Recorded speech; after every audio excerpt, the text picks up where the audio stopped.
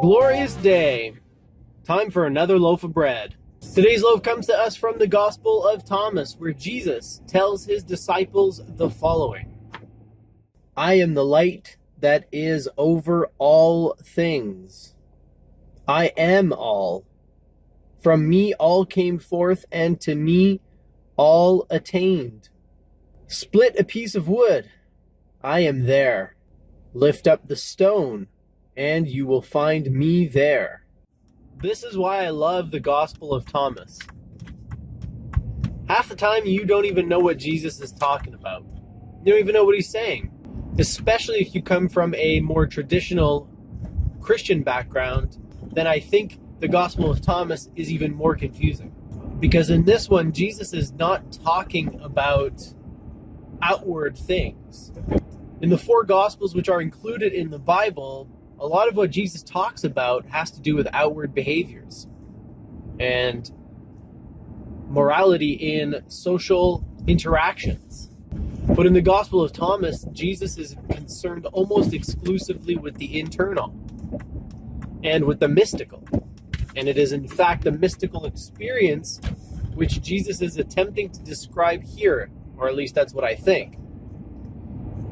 Because I don't think that when I split a piece of wood, I'm going to find a 33-year-old Jewish carpenter there.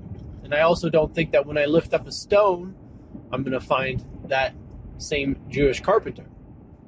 And I don't think that's what Jesus is trying to tell his disciples.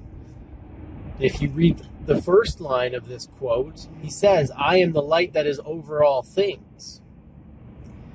So now we have to ask ourselves, is that Jesus the man speaking, or is it something different? Is it the Christ within Jesus that is speaking? The Logos, the Atman, the Supreme Self, which is indeed in all things. Now that would make more sense to me, especially having read books like the Upanishads, where the Hindu sages say virtually the same thing. They describe the self as being seated in the hearts of all creatures, being the actor behind all forms, the thing that is behind the scenes, if you will. And to me, it sounds like Jesus is saying more or less the same thing here.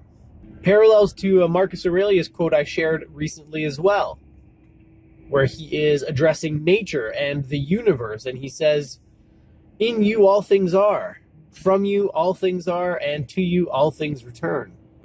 All I'm trying to say, folks, is that all of these different people who were disconnected by time and space somehow managed to arrive at very similar conclusions. And I think it's because their conclusions are based on inner realities that are universal. Doesn't matter if you're Roman, Chinese, Indian, whatever. Doesn't make a difference, because if you go within yourself, and if you go deep enough, and if you experiment with yourself, you are going to find that same reality. You'll have to decide what you want to call it, but it makes no difference, my friends, whether you call it the Christ within or the Atman, the self, etc., etc. You are that. That's the important thing to know and to remember at all times. Well, that's all I got for you today, my friends. Thanks again for joining me, and don't forget to live well.